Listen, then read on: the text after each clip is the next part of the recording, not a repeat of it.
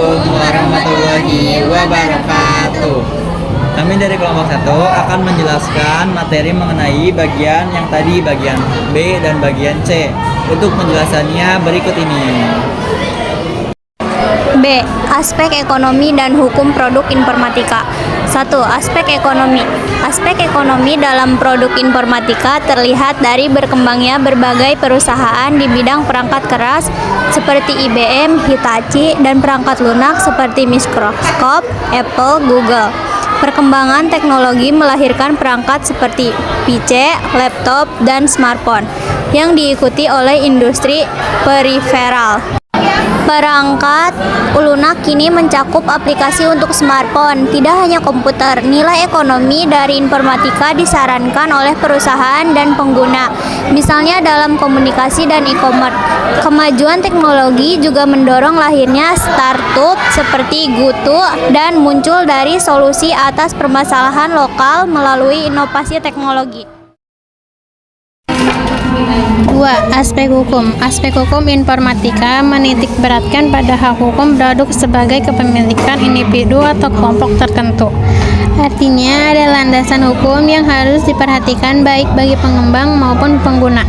Misalnya, pengguna tidak boleh sembarangan mendistribusikan produk informatika secara cuma-cuma. A. Lisensi komersial. Lisensi komersial mengharuskan pengguna melakukan pembayaran sebelum menggunakan produk perangkat lunak. Lisensi komersial sifatnya restriktif, mengikat selama masa pemakaian. Contoh, produk pengolah kata, pengolah gambar, sistem operasi. B. Lisensi gratis. View. Perangkat lunak berlisensi View disediakan secara gratis dan dapat diunduh serta diinstal tanpa ada pungutan biaya. Meski gratis, bukan berarti tidak ada batasan yang diatur dalam lisensinya. C. Lisensi open source atau sumber terbuka, artinya mengizinkan pengguna untuk menggunakan, melihat, mengubah, dan mendistribusikan kode sumber program yang digunakan untuk membuat perangkat lunak tersebut. Contohnya, Google, Chrome, email, pengolah gambar. D. Lisensi domain publik. Perangkat lunak berlisensi domain publik secara sengaja memberikan produknya kepada orang-orang. Pengetahuan tentang lisensi bagi komputer di Indonesia masih perlu ditingkatkan. Pelanggarannya tentang lisensi perangkat lunak masih sering terjadi seperti pembajakan, pengadaan perangkat lunak tidak sesuai lisensi, atau penjualan perangkat lunak tidak sesuai lisensi resmi.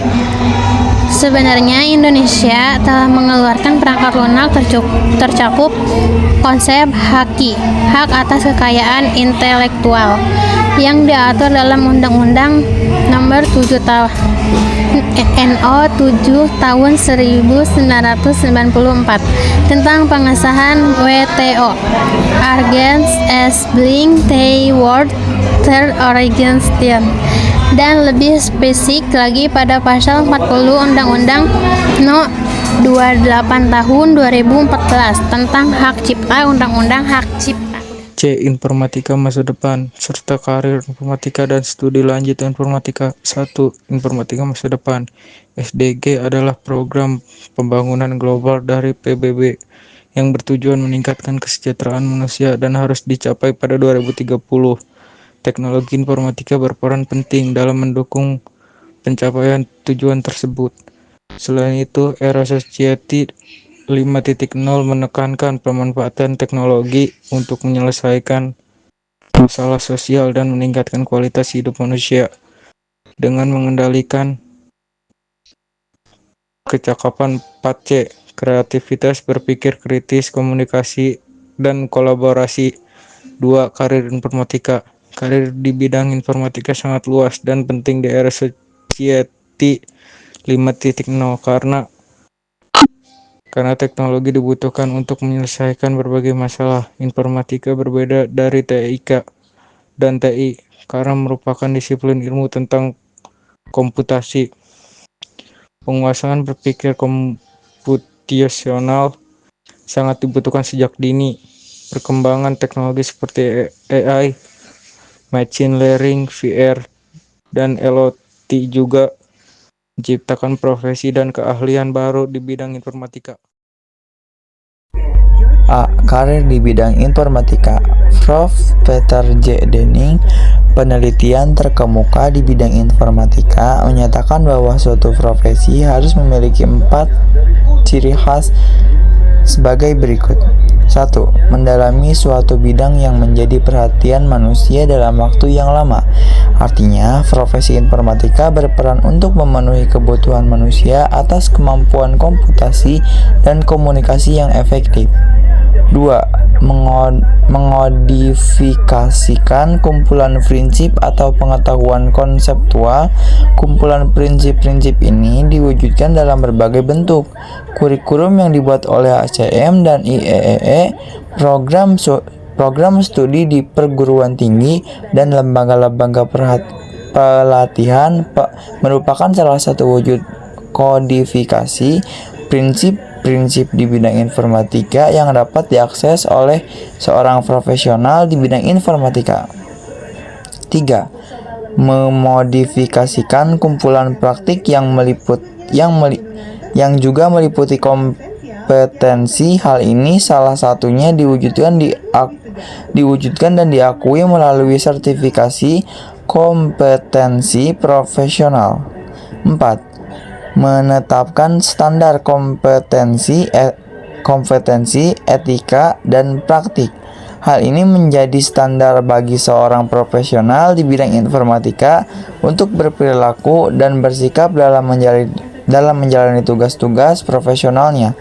Hal ini bermanfaat agar profesional di bidang informatika memiliki integritas dan dapat dipercaya. Prof. Denning membagi profesi di bidang informatika dalam 3 kategori, yaitu profesi yang sangat spesifik di bidang informatika, profesi yang erat dengan informatika, serta profesi yang memberikan dukungan teknologi informasi. Berikut contoh profesi di bidang informatika dalam 3 kategori ada di tabel gambar berikut.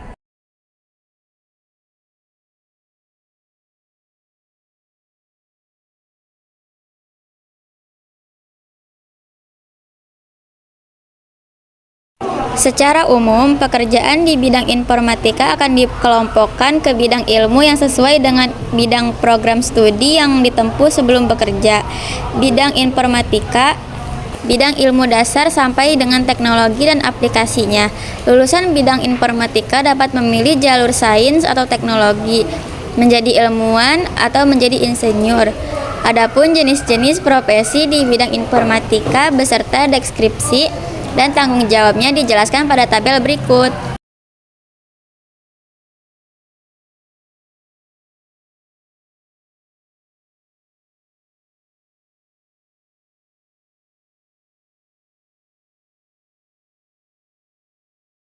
B. Studi lanjut bidang informatika. Informatika memiliki pengaruh besar di berbagai bidang dan telah berkolaborasi dengan ilmu lain menghasilkan bidang baru seperti informatika kesehatan dan bioinformatika. Berdasarkan Comping tahun 2005, terdapat 5 disiplin ilmu komputasi yang paling besar. Komputer engineering mempelajari perencanaan dan pembuatan komputer serta sistem berbasis komputer termasuk perangkat keras, perangkat lunak, dan interaksinya. 2. Ilmu komputer fokus pada teori dan algoritma untuk mengembangkan teknologi seperti robotika, bioinformatika, serta perencanaan perangkat lunak dan penyelesaian masalah komputasi secara efisien. 3. Sistem informasi mempelajari integrasi solusi teknologi informasi dengan tujuan bisnis dan organisasi agar proses berjalan lebih efektif dan efisien. 4. Teknologi informasi menangani penerapan solusi teknologi komputer untuk berbagai organisasi seperti bisnis, pemerintah, kesehatan, dan pendidikan.